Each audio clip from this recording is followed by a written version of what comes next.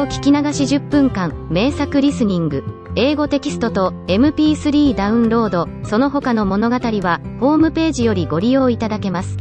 88thpp.com 88thpp.com Alice went timidly up to the door and knocked. "There's no sort of use in knocking," said the footman, "and that for two reasons. First, because I'm on the same side of the door as you are. Secondly, because they're making such a noise inside, no one could possibly hear you." And certainly there was a most extraordinary noise going on within, a constant howling and sneezing, and every now and then a great crash, as if a dish or kettle had been broken to pieces. "Please, then," said Alice, "how am I to get in?" "There might be some sense in your knocking," the footman went on without attending to her, "if we had the door between us.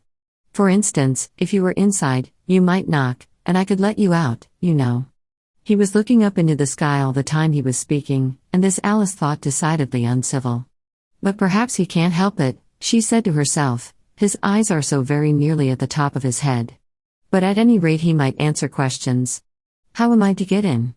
She repeated, aloud. "I shall sit here," the footman remarked, "till tomorrow." At this moment the door of the house opened, and a large plate came skimming out, straight at the footman's head. It just grazed his nose, and broke to pieces against one of the trees behind him. "Or next day, maybe," the footman continued in the same tone, exactly as if nothing had happened. "How am I to get in?" asked Alice again, in a louder tone. "Are you to get in at all?" said the footman. "That's the first question, you know." It was, no doubt, only Alice did not like to be told so. "It's really dreadful," she muttered to herself, "the way all the creatures argue. It's enough to drive one crazy." The footman seemed to think this a good opportunity for repeating his remark, with variations. "I shall sit here," he said, on and off, for days and days. "But what am I to do?" said Alice. "Anything you like," said the footman, and began whistling. "Oh, there's no use in talking to him," said Alice desperately, "he's perfectly idiotic."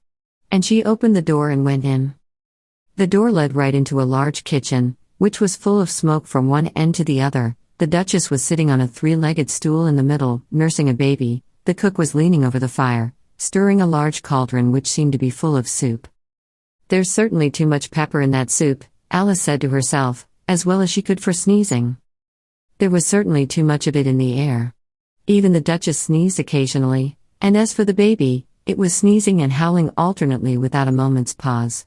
The only things in the kitchen that did not sneeze were the cook and a large cat which was sitting on the hearth and grinning from ear to ear. "Please would you tell me," said Alice, a little timidly, for she was not quite sure whether it was good manners for her to speak first, "why your cat grins like that?" "It's a Cheshire cat," said the Duchess, "and that's why." "Pig."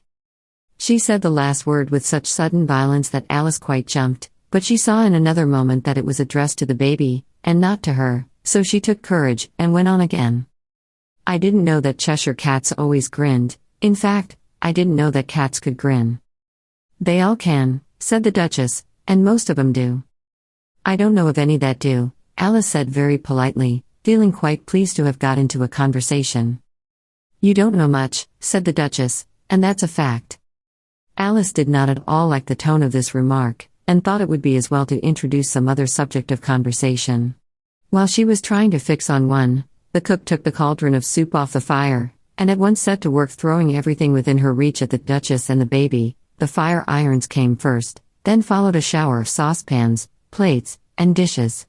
The Duchess took no notice of them even when they hit her, and the baby was howling so much already, that it was quite impossible to say whether the blows hurt it or not.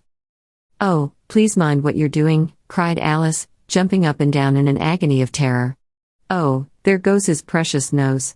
As an unusually large saucepan flew close by it, and very nearly carried it off. "If everybody minded their own business," the Duchess said in a hoarse growl, "the world would go round a deal faster than it does." "Which would not be an advantage," said Alice, who felt very glad to get an opportunity of showing off a little of her knowledge. "Just think of what work it would make with the day and night. You see, the Earth takes 24 hours to turn round on its axis." "Talking of axes," said the Duchess, chop off her head. Alice glanced rather anxiously at the cook, to see if she meant to take the hint, but the cook was busily stirring the soup, and seemed not to be listening, so she went on again. 24 hours, I think, or is it 12? Oh, don't bother me, said the Duchess, I never could abide figures. And with that she began nursing her child again, singing a sort of lullaby to it as she did so, and giving it a violent shake at the end of every line. Speak roughly to your little boy. And beat him when he sneezes. He only does it to annoy. Because he knows it teases. Chorus. In which the cook and the baby joined. Wow. Wow. Wow. While the Duchess sang the second verse of the song, she kept tossing the baby violently up and down, and the poor little thing howled so, that Alice could hardly hear the words. I speak severely to my boy. I beat him when he sneezes. For he can thoroughly enjoy the pepper when he pleases. Chorus. Wow. Wow. Wow. Here. You may nurse it a bit, if you like. The Duchess said to Alice, flinging the baby at her as she spoke. I must go and get ready to play croquet with the Queen, and she hurried out of the room. The cook threw a frying pan after her as she went out, but it just missed her. Alice caught the baby with some difficulty, as it was a queer-shaped little creature, and held out its arms and legs in all directions, just like a starfish, thought Alice. The poor little thing was snorting like a steam engine when she caught it, and kept doubling itself up and straightening itself out again, so that altogether, for the first minute or two, it was as much as she could do to hold it. As soon as she had made out the proper way of nursing it, which was to twist it up into a sort of knot, and then keep tight hold of its right ear and left foot, so as to prevent its undoing itself, she carried it out into the open air. If I don't take this child away with me, thought Alice, they're sure to kill it in a day or two. Wouldn't it be murder to leave it behind? She said the last words out loud, and the little thing grunted in reply. It had left off sneezing by this time. Don't grunt, said Alice, that's not at all a proper way of expressing yourself. The baby grunted again, and Alice looked very anxiously into its face to see what was the matter with it. There could be no doubt that it had a very turn-up nose, much more like a snout than a real nose, also its eyes were getting extremely small for a baby. Altogether Alice did not like the look of the thing at all. But perhaps it was only sobbing, she thought, and looked into its eyes again, to see if there were any tears. No, there were no tears. If you're going to turn into a pig, my dear, said Alice, seriously, I'll have nothing more to do with you.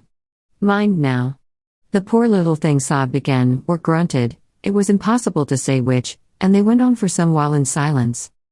Alice was just beginning to think to herself, now, what am I to do with this creature when I get it home? When it grunted again, so violently, that she looked down into its face in some alarm. This time there could be no mistake about it, it was neither more nor less than a pig, and she felt that it would be quite absurd for her to carry it further. So she set the little creature down, and felt quite relieved to see it trot away quietly into the wood. If it had grown up, she said to herself, it would have made a dreadfully ugly child, but it makes rather a handsome pig, I think. And she began thinking over other children she knew, who might do very well as pigs, and was just saying to herself, if one only knew the right way to change them, when she was a little startled by seeing the Cheshire Cat sitting on a bough of a tree a few yards off. The cat only grinned when it saw Alice. It looked good-natured, she thought, still it had very long claws and a great many teeth, so she felt that it ought to be treated with respect. Cheshire Puss, she began, rather timidly, as she did not at all know whether it would like the name. However, it only grinned a little wider. Come, it's pleased so far, thought Alice, and she went on. Would you tell me, please, which way I ought to go from here? That depends a good deal on where you want to get to, said the cat. I don't much care where, said Alice. Then it doesn't matter which way you go, said the cat. So long as I get somewhere, Alice added as an explanation. Oh, you're sure to do that, said the cat, if you only walk long enough. Alice felt that this could not be denied, so she tried another question. What sort of people live about here? In that direction, the cat said, waving its right paw round, lives a hatter, and in that direction, waving the other paw, lives a March hare. Visit either you like, they're both mad. But I don't want to go among mad people, Alice remarked. Oh, you can't help that, said the cat, we're all mad here. I'm mad. You're mad. How do you know I'm mad? Said Alice. You must be, said the cat, or you wouldn't have come here. Alice didn't think that proved it at all. However, she went on, and how do you know that you're mad? To begin with, said the cat, a dog's not mad. You grant that? I suppose so, said Alice. Well, then, the cat went on, you see, a dog growls when it's angry, and wags its tail when it's pleased. Now I growl when I'm pleased, and wag my tail when I'm angry. Therefore I'm mad. I call it purring, not growling, said Alice. Call it what you like, said the cat. Do you play croquet with the queen today?